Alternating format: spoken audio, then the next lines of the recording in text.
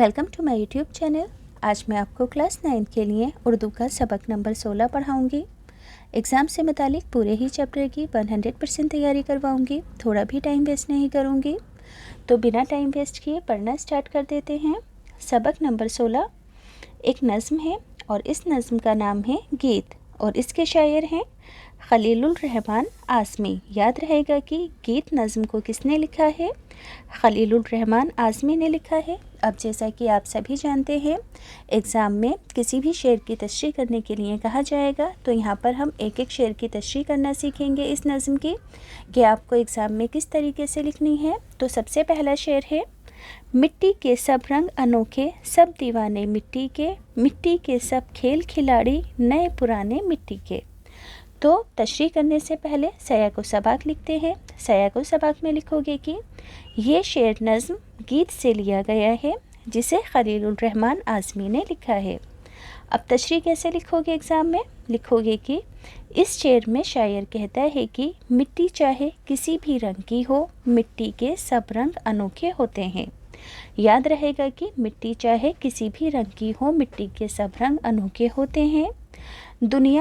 दुनिया के सब रंग अनोखे होते हैं। दुनिया के सब खेल और खेलने वाले खिलाड़ी, नए हों या पुराने, सभी मिट्टी के दीवाने होते हैं। यहाँ पर मिट्टी का मतलब क्या है बच्चों?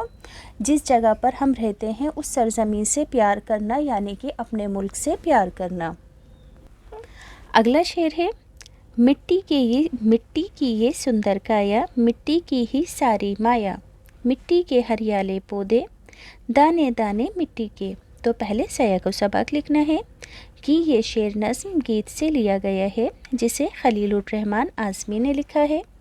तशरीह में लिखोगे कि इस शेर में शायर कहता है कि ये खूबसूरत जिस्म मिट्टी का ही करिश्मा है। अल्लाह ने इंसान का जिस्म मिट्टी से बनाया है और एक दिन इस जिस्म को मिट्टी में मिलना है।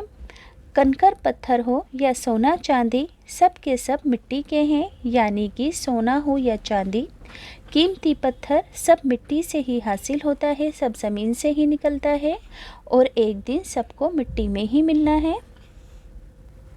अगला शेर है, मिट्टी के सब महल दो महले, मिट्टी की छोटी सी कुटिया, मिट्टी के सब दिए, ये शमे सब परवाने मिट्टी के। तो सया को सबाक लिखोगे कि ये शेर नज़्म गीत से लिया गया है जिसे खलीलुर रहमान आज़मी ने लिखा है। तशरीह में लिखोगे कि इस शेर में शायर कहता है कि बादशाह का महल हो या गरीब की झोपड़ी, सबके सब मिट्टी से ही बनते हैं। रोशन शमा पर आने वाले परवाने भी इस मिट्टी के दीवाने होते हैं। आपने देखा होगा कि लाइट के आसपास भुनके से उड़ रहे होते हैं, तो यानी कि रोशनी की तरफ जो परवाने आते हैं वो भी किसके दीवाने होते हैं? मिट्टी के दीवाने होते हैं। अगला शेर है, मिट्टी के सब खेत हमारे, मिट्टी की पगडंडी भी, मिट्टी के हरियाले पौधे, दाने दाने मिट्टी के। सया को सबाक लिखोगे कि ये शेर नज़्म गीत से लिया गया है जिसे खलीलुर रहमान आज़मी ने लिखा है। तशरीह होगी कि इस शेर में शायर कहता है कि हमारे खेत मिट्टी के हैं और खेतों के बीचम बीच में जो पगडंडी यानी कि चलने का रास्ता है वो भी मिट्टी का बना होता है। ये हरे भरे खेत, ये पेड़ पौधे और मिट्टी में उगने वाले दाने सब मिट्टी की बदौलत ही परवान चढ़ते हैं। मिट्टी की वजह से ही ये बढ़ते हैं, परवान चढ़ते हैं, हरे भरे होते हैं खेत का हर दाना दाना। नेक्स्ट है, मिट्टी का बाज़ार लगा है, कोरे कोरे से बर्तन, किसकी सुराही किसका प्याला, सब पैमाने मिट्टी के।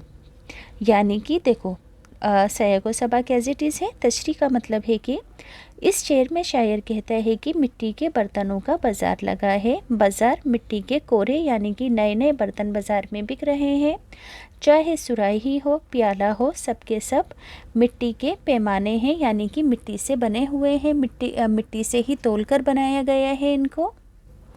नेक्स्ट है, मिट्टी की खुशबू में बसा है, मिट्टी का ये ज़र्रा ज़र्रा, मिट्टी को मिट्टी ही पुकारे, हिले बहाने मिट्टी के। सया को सबाक लिखोगे कि ये शेर नज़्म गीत से लिया गया है जिसे खलीलुर रहमान आज़मी ने लिखा है। तशरीह होगी कि इस शेर में शायर कहता है कि मिट्टी का ज़र्रा ज़र्रा मिट्टी की खुशबू में बसा हुआ है, मिट्टी हर बहाने से मिट्टी को ही पुकारती है, यानी कि मिट्टी खुद किस चीज़ से बनी हुई है, मिट्टी का हर ज़र्रा ज़र्रा खुद मिट्टी का ही बना हुआ है। अब जैसा कि आप सभी जानते हैं, एग्ज़ाम में अल्फाज मायने भी ज़रूर पूछे जाते हैं, तो सभी बच्चे अल्फाज मायने बगौर सुनेंगे। पहला लफ्ज़ है काया। काया कहते हैं जिस्म को, माया कहते हैं मोह को या फिर लालच को या धन दौलत को। 16 आने का मतलब है सबका सब। पगडंडी कहते हैं कच्चा और कम चौड़ा रास्ता, जो कि आपने देखा होगा खेतों के बीच बना होता है। नेक्स्ट है महल, दो महले यानी कि बादशाह की रहने की जगह। कुटिया कहते हैं झोपड़ी को। शमा कहते हैं मोमबत्ती या चिराग को। परवाने कहते हैं पतंगे, जो कि आपने देखा होगा भुनके रोशनी के आसपास उड़ते हैं। कोरा बर्तन यानी कि मिट्टी का वो बर्तन जो कि इस्तेमाल ना किया गया हो। पैमाने कहते हैं पैमाने की जमा यानी कि किसी भी चीज़ को नापने का बर्तन। ज़र्रा कहते हैं रेत, मिट्टी या पत्थर के छोटे छोटे हिस्से जिसको तकसीम न किया जा सकता हो। हीले कहते हैं हीले की जमा यानी कि बहाने। अब बच्चों, इस नज़्म का मरकज़ी ख़याल है, क्योंकि एग्ज़ाम में किसी भी नज़्म का मरकज़ी ख़याल लिखने के लिए ज़रूर आएगा। तो इस नज़्म का मरकज़ी ख़याल का मतलब है कि इस नज़्म के ज़रिए शायर ने हमें क्या पैगाम दिया है। तो आप लिखोगे, इस गीत के ज़रिए शायर ने मिट्टी की अहमियत का ज़िक्र करते हुए कहा है कि ये फ़ानी दुनिया यानी कि ख़त्म होने वाली दुनिया और दुनिया के खेल, इंसान का जिस्म सभी कुछ मिट्टी से बना है। महल, बर्तन, झोपड़ी, खेत, पेड़ पौधे वगैरह गर्ज के हर चीज़ बनने और पैदा होने में मिट्टी का बड़ा दखल है। इसे मिट्टी ना समझो, बल्कि मिट्टी की शक्ल में ये सोना है। लेकिन एक दिन ऐसा आएगा कि ये सभी चीज़ें फ़ना होकर यानी कि ख़त्म होकर मिट्टी में ही मिल जाएंगी। समझ में आ गया कि शायर ने इस नज़्म में मिट्टी की अहमियत को बताया है और बताया है कि अंत में हर चीज़ को मिट्टी में ही मिलना है ख़त्म होकर। अब बच्चों, इस चैप्टर के हैं टेक्स्ट बुक के क्वेश्चन आंसर। तो टेक्स्ट बुक के क्वेश्चन आंसर पढ़कर सुनाने से पहले सभी बच्चों से मेरी एक रिक्वेस्ट है, एक छोटी सी बात बताना चाहती हूँ कि जिन बच्चों को स्टेशनरी के और गिफ्ट आइटम्स के ख़ास चीज़ें ख़रीदने का शौक़ है, जैसे कि automatic sharpener, needable eraser, click पेंसिलें, ख़ास तरह के गिफ्ट आइटम्स, तो ये सभी चीज़ें आपको बिना किसी कमीशन के मिल जाएंगी। लिंक डिस्क्रिप्शन में है। देखो बच्चों, ये जो जितनी भी चीज़ें हैं बहुत ज़्यादा ख़ास हैं, जो कि आम दुकानों पर नहीं मिलती हैं, और अगर बाई चांस मिल भी जाती हैं तो डिस्ट्रीब्यूटर इसके लिए आपसे बहुत ज़्यादा कमीशन लेते हैं। तो आप बिना किसी कमीशन के इन चीज़ों को घर बैठे मंगवा सकते हो। हर चीज़ बच्चों बिल्कुल बेस्ट क्वालिटी की है, अशोर्ड है।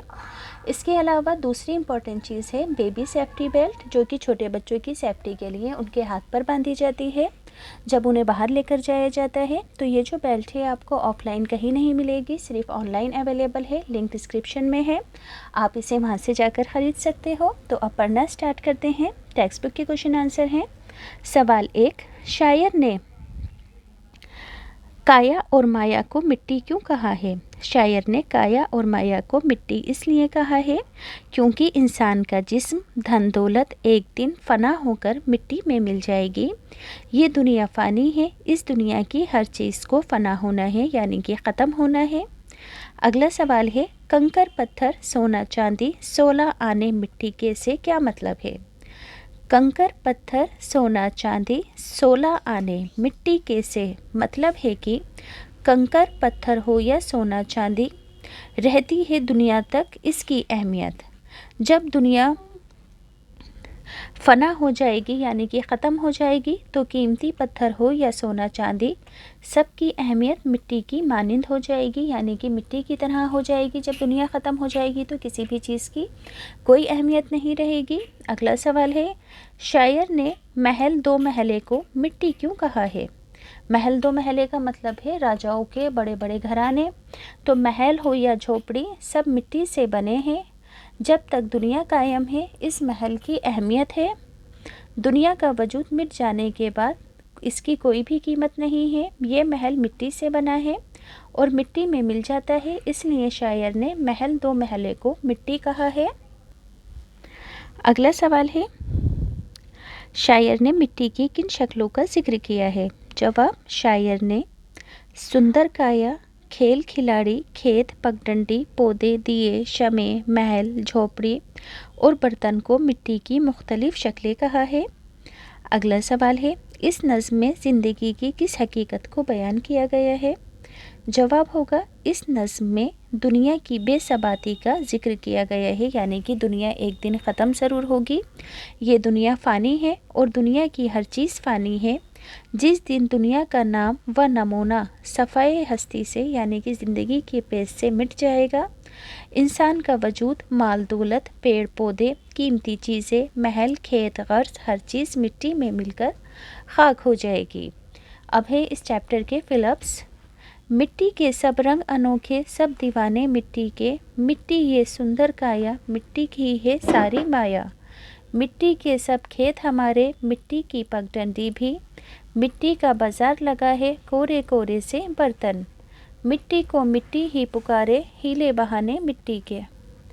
अगला सवाल है, नीचे दिए हुए लफ्ज़ों को खानों के मुताबिक लिखना है, यानी कि आपको यहाँ से मुज़क्कर और मुअन्नस वाले लफ्ज़ छाँट कर लिखने हैं। तो बच्चों, मुज़क्कर वाले लफ्ज़ वो होते हैं जिसमें अलिफ़ की आवाज़ आती है और मुअन्नस वाले लफ्ज़ वो होते हैं जिसमें ई की आवाज़ आती है। देखो, जैसे कि लाल रंग का कपड़ा, लाल रंग का पत्थर, हरे रंग का खेत, हरे रंग का प्याला, बड़ा खिलाड़ी। तो सब में किसकी आवाज़ आई है सेंटेंस में? अलिफ़ की। तो इसी वजह से इन सभी लफ्ज़ों को मुज़क्कर में लिखा गया है। इसी तरह से मुअन्नस वाले लफ्ज़ देख लो, समझा देती हूँ। लाल मिट्टी, लाल कुटिया, हरी पगडंडी, सफ़ेद चांदी, लाल सुराही। तो देखो, जैसे कि सेंटेंस बोलती हूँ, लाल रंग की मिट्टी, लाल रंग की कुटिया, लाल रंग की पगडंडी, सफ़ेद चांदी, लाल रंग की सुराही। तो सब में की आवाज़ आई, तो जिसमें ई की आवाज़ आएगी वो होंगे मुअन्नस वाले लफ्ज़। अब हैं मुतज़ाद अल्फाज। नए का मुतज़ाद पुराने, महल के, महल का मुतज़ाद झोपड़ी, छोटी का मुतज़ाद बड़ी, खुशबू का मुतज़ाद बदबू, सोना का मुतज़ाद चांदी। अब हैं बच्चों जोड़े मिलाओ, जो कि इस नज़्म के अशार हैं। आपको एक दूसरे से उन्हें मैच करना है। तो फर्स्ट है, मिट्टी का बाज़ार लगा है, कोरे कोरे से बर्तन, किसकी सुराही, किसका प्याला, सब पैमाने मिट्टी के, मिट्टी के सब रंग अनोखे, सब दीवाने मिट्टी के, मिट्टी के सब खेल खिलाड़ी, नए पुराने मिट्टी के, मिट्टी की खुशबू में बसा है, मिट्टी का ये ज़र्रा ज़र्रा, मिट्टी को मिट्टी ही पुकारे, हीले बहाने मिट्टी के, मिट्टी के सब महल, दो महले, मिट्टी की छोटी सी कुटिया, मिट्टी के सब दिए, ये शमे, सब परवाने मिट्टी के, मिट्टी के सब खेत हमारे, मिट्टी की पगडंडी भी, मिट्टी के हरियाले पौधे, दाने दाने मिट्टी के। आखिरी सवाल है, इस शेर का मतलब अपने लफ्ज़ों में लिखिए। मिट्टी की खुशबू में बसा है, मिट्टी का ये ज़र्रा ज़र्रा, मिट्टी को मिट्टी ही पुकारे, हीले बहाने मिट्टी के। तो जवाब में लिखोगे, मिट्टी का हर ज़र्रा मिट्टी की खुशबू में बसा हुआ है, मिट्टी के अंदर बसा हुआ है, यानी मिट्टी के ज़र्रे ज़र्रे से मिट्टी की खुशबू आ रही है। हर हीले बहाने से मिट्टी मिट्टी को ही पुकारती है,